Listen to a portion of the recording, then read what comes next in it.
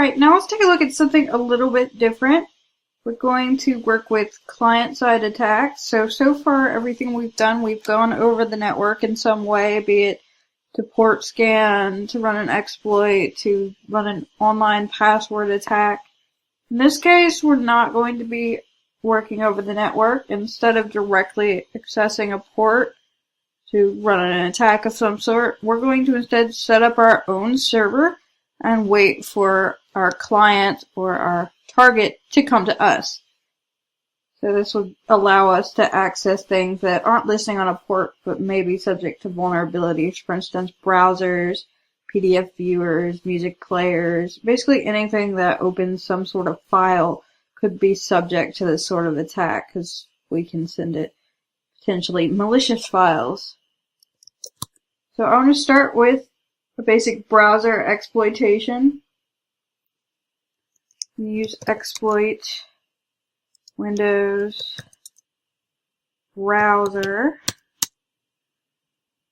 and I want a particular one. Our Windows XP browser is actually probably vulnerable to lots of things. You may find other things it's vulnerable to. Let's do one that's kind of like MS 08067 in terms of fame for browsers, though I don't see it quite as much now because not many people are hopefully using such an old out-of-date version of Internet Explorer. Though we'll see some more up-to-date vulnerabilities in this section.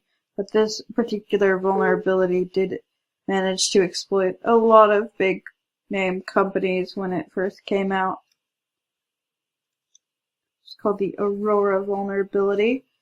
So if we show our options on it, it's a little bit different than anything we've seen so far. Like, we don't have our host. It's just not there. Instead, we have server host. And it's set to all IP addresses, which is fine. Server port, you can change that to 80 or 443 if you want to. You can even set up an SSL cert, so if you have one, you can use it, or you can generate one. And SSL version. One that's not necessary, but will certainly make our lives easier because we're actually going to send the links. Well, we're not going to send the links, rather we're going to just type them in as the target is the URI path. If you don't set the URI path, it will just pick a random one, and that's not going to be very nice to have to type in. So really the only thing we have to set here is this URI path. Let's call it class. And if we show our payloads, see the usual suspects for Windows. Set payload, everybody's favorite, Windows interpreter, reverse TCP. My IP address is, yes, set lhost 2.168.1.77, exploit. So, where's our session? Why aren't things happening? Well, again, we're setting up a server, so all we've done here is created a server in the background. If we do job so we can see it, it's automatically running it as a background job.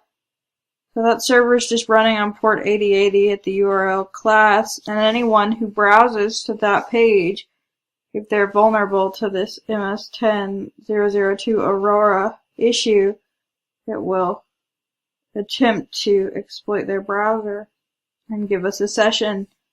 So we'll look at later in this section some methods of social engineering, but our goal is going to be one way or another to get people to browse to the site, do something like the DNS spoofing that we did previously in the course. We could do social engineering and send them an email with a link in it. So any way to get them to browse to this page.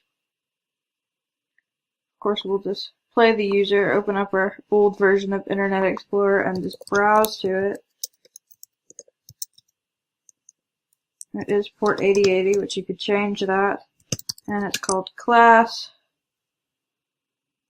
So the browser should appear to hang. It did see it. It may not work the first time.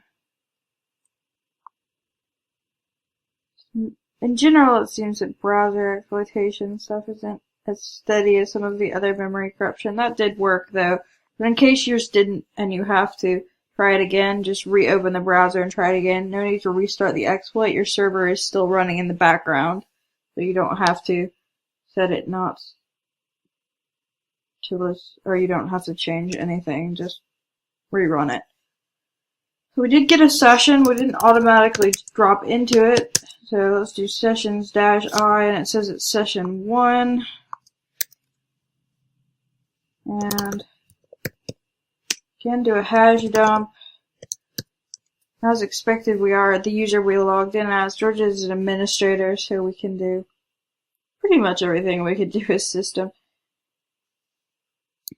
The only unfortunate thing about this is that Meterpreter actually runs entirely inside of the exploited process.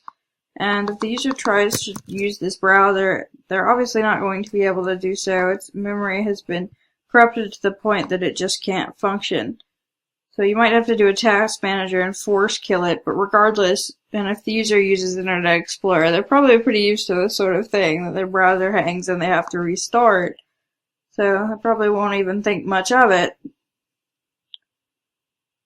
But when we restarted our browser, our session actually died. So that's not very good. We had our session for about a minute, but assuming the user wants to continue using their browser, which they probably will, it doesn't look like we're going to have our session for very long. So what can we do about this? So let's get our session back first.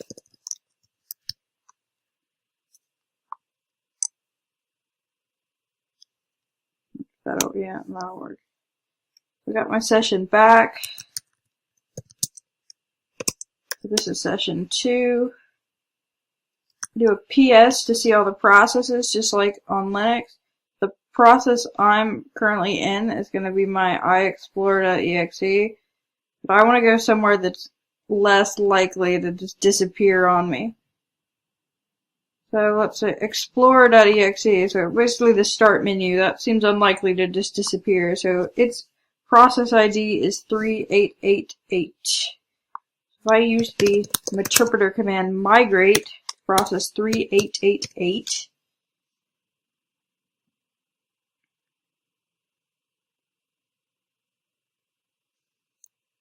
process of migrating actually managed to kill the browser, but my session is still alive. So I can use this migrate functionality that allows me to take my interpreter memory and move it somewhere else into another process's memory space to allow me to live. But this, unfortunately, relies on the fact that I happen to be sitting here paying attention when this comes in, and I'm able to do it quickly. Well, if we're doing any social engineering and we send out tons of emails, we certainly don't want to sit here all day and even into the night, possibly waiting for sessions to come in. So is there some way to automate this? We do a show advanced. Saw that previously for some additional options. There's actually a couple things we can do. We'll see interpreter scripting in the post-exploitation section. We could actually use a interpreter script that's called migrate. The one we just did was a interpreter command. There's also a interpreter script, which can be a little confusing, but we'll talk about that in post-exploitation. You could set a interpreter script to automatically migrate, and it would just spawn a new process, because if you had to have process ID, you wouldn't know it. You can tell it to just spawn a new process and go into it. So that's one way to do it, but one that's a little bit better actually is this prepend migrate, because our auto run script, it's going to spawn the session and then migrate. So it's a little bit slower than this prepend migrate, which spawns and runs the shell code in a new process. So it actually, before it gets to the session, has already gone into a new process. So this was added into Metasploit for this reason. Some of your browser and other client-side exploits, the author will actually go ahead and set prepend migrate to true, so you don't have to do it. It really just depends on the preferences of the person who wrote it, as far as I can tell, because some of them do, some of them don't. So we just want to set prepend migrate to true. Do that the same way as any other option. Problem is, now that we've made changes, this job that's running won't reflect those changes. So we actually need to kill this off, kill 0, and then run exploit again to take into account our option change. Let's try this one more time.